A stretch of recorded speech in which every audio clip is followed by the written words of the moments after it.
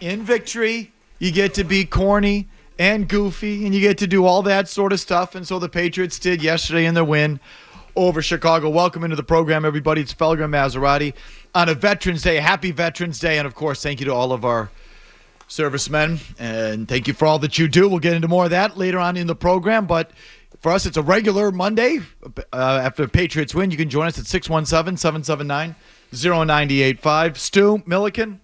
I forgot my headset, so Tyler, if you could hook me up, I'd appreciate it. Thank you. I think Zoe has an extra. There's a couple of ragtag ones here. Oh, that's broken. Yeah, no controversy here. I just snake Millikens, and it's all above board, unlike other situations here at the station. Maz, what are your thoughts on the game yesterday as I fumble around? So I would say that overall, I think the game was more about the Chicago Bears than it was about the Patriots. However, you still have to take advantage of it when the opponent sucks. The point being, the Patriots have had plenty of games this year where they have sucked worse than the opposition has, and it's cost them victories.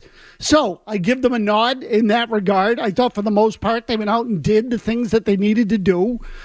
They played a game akin to what they played against Cincinnati in week one. I've heard other people say this or read this, that it was their best game of the year, which I don't agree with. I think Cincinnati was still their best game of the year. They had more turnovers in this game. They had more penalties in this game than they had against Cincinnati, but they generally controlled the game throughout. And so for that, hey, look, when you're like them, you can't be too picky. A win is a win is a win. They controlled the game pretty much from the beginning all the way through. So tip of the cap, now repeat it. Repeat it multiple times. So they still haven't been able to really string a couple of games together. I think that's kind of the next thing. But, to me, all in all, a good day, and you should feel good about the quarterback. This might be the bigger point. You should feel good about the quarterback relative to how the other team should feel about its quarterback. Well, the other thing to feel good about the quarterback for me, was it wasn't a one-man show. It wasn't all Drake May being the offense yesterday, which is good because that's not sustainable. And if he's going to try to run for over 90 yards like he did the week before in the loss to Tennessee, he's going to get his head taken off. And he still showed some of that yesterday, but not as much. But I'm with Maz. For one Sunday, it felt like they were on the same page for the first time since the win in Cincinnati in week one. There was a lot to like, including May clapping it up for the D. I liked that. He continues to show a lot of leadership qualities, whereas the guy who went a few picks before him certainly does not.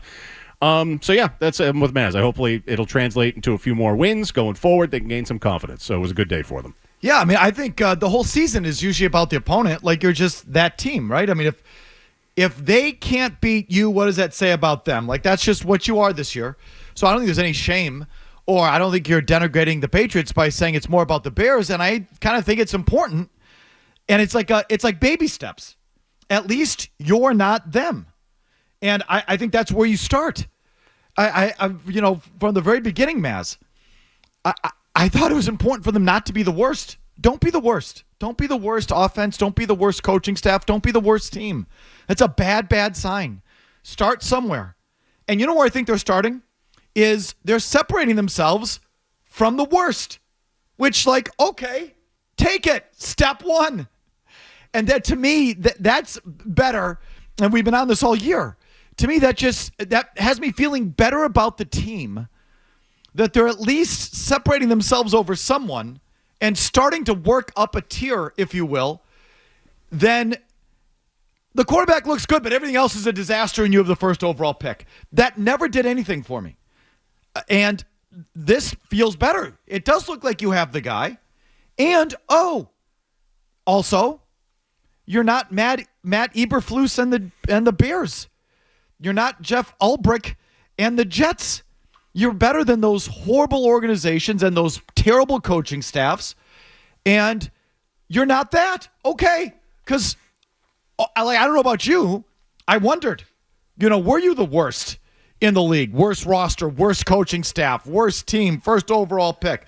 I think that's just a horrible place to be. How couldn't you after that loss in Tennessee last week? Whereas I thought they were one of those teams that were worse than the Patriots. And then they lose to them? That was oh, geez, they probably are the worst team in the NFL. But you're right in that there's now, I feel like after this win, there's a handful of teams in the NFL, if you said, who'd you rather be, Patriots or Team X?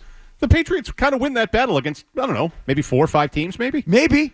Okay, start there. That's good. Start there. And next step, separate yourselves over just the mediocre teams, and then you're in the upper third of the league, and okay, here we go. Like, that's how you do it. To me, not how to do it is to draft a quarterback who's good and then still be the worst team in the league and pick number 1 overall. That, to me, is not how to do it. How to do it is to get better by, winning games. And every time they win, I just feel like reiterating that because I feel better about the team today with whatever it is, the 7th pick. But now I have the feeling, and this is not my ending point, but at least Gerard Mayo and his staff is not Matt Eberflus. And the Bears are going in the wrong direction. They definitely are. The Jets, wrong direction, or just wallowing at the bottom. The Jets are doomed. Is it you? I think it might be getting better, but I know it's not getting worse. First step, take it. I feel better about it. And your quarterback can play. Which doesn't say that he's out of the woods either, and where it all ends up is where it all ends up. But I just think that's an important step. Yeah, look, it feels like they on a day like yesterday, it makes you feel they've stopped the bleeding at least a little bit. So, again, there's some stuff that went wrong in that game. And again, I think the Cincinnati game was better. I still do. I still don't think they've quite reached where they were at the very first week of the season. Don't you think it was similar, though? Yeah, it was similar. Definitely. But to Mazz's point, it was cleaner. I mean, the Cincinnati game was cleaner. Again, 3 penalties, no turnovers. Yeah. This game, they had 7 penalties and a turnover. Yep.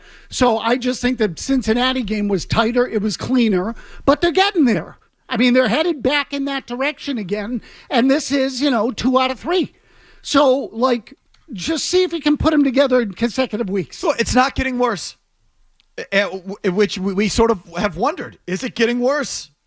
And now we see what it looks like when it's getting worse and it's not working, and that's the Chicago Bears, and that's Caleb Williams, and that's Matt Eberflus and Shane Waldron, who I wanted here. He's not working out there in Chicago, and, take it. And I do think the coordinators deserve credit. I think your schemes were better. I mean, we started with the defense. What they did on defense was impressive. Even if you want to say that's more about Chicago, at least you made them look that way. Sure. And you've faced some teams here on the brink where you didn't make it look that way. So you get 9 sacks from 7 different players. When Brandon Effin Schooler is getting one of your sacks, so they got 9 sacks from 7 different players, among them Jelani Tavai, Jeremiah Farms, Del Pettis, and Brandon Effing Schooler, which is all we need now. This guy in our face. Got a high motor. You got to give him that. Okay, neat. Rudy's running around out there with the sack. But that tells you that scheme. That's not, Brandon, you're not putting Brandon Schooler one-on-one with the left tackle there. Correct. And he's beating him around the edge like Javon Curse or Dwight Freeney here. No. When you're getting sacks from Del Pettis, most people don't even know who that is. I don't know. I do the pregame. I don't even know who the hell it was. I barely know. He's a sub defensive back, right? Pettus. Right. So you don't even know who that is. Jeremiah was a bullfrog. I don't mean to mock him, but I'm just saying these are really fringe guys. Brandon Schooler. When those guys are getting sacks, that tells you that scheme, right? Because they're not beating good players one-on-one. So, and Caleb Williams didn't have a chance. And then afterwards, you got the Drake May telling the media to clap it up for the defense. And actually, this Brandon Schooler had the package. He's a package named after him. Do you have that, Jimmy? Do you have the Mayo cut? That's our Longhorn package. Our Longhorn package, and we've done things like that before. And again, we talk about next man up. Now you got a guy who was primarily a special team player making contributions. It's probably his first sack ever in his career, but he's fast, he's athletic, and he's a football player. We try not to put anyone in a box, and I'm not going to put him one. Oh, brother. Longhorn package. That's our Longhorn package. Our Longhorn package, and we. But I'll tell you what. Every other team in the league calls it a spy, is what they call it. I heard that, and I said, oh, my gosh, talking about getting full of yourself. Blow it out your Longhorn. Okay? But this is what you get to do when you win. And it's Longhorn package. It's corny to say they're building culture, but something adjacent to that. Yeah, right, that's fair. Something along those lines. And I think that's more valuable, I do, than picking third over picking seventh. When BU had football, what do they call it at BU? The Terrier package? We call it the Jumbo package at Tufts. I don't know. I don't think it's corny at all. I've been hoping that they can try to build some culture. It looked like they might have been doing that week one, and then poof, it all went away. The Longhorn package. That's our Longhorn package. And they take Brandon Schooler and the rest of the team to Longhorn. That's what they do. Throw peanuts on the floor. Look, I'm just compared to the Bears. So it's like They're a disaster. okay, so they're a mess, and they got to start over. Where do they start over? Do they totally deconstruct? How do they start over, and who do they start over with?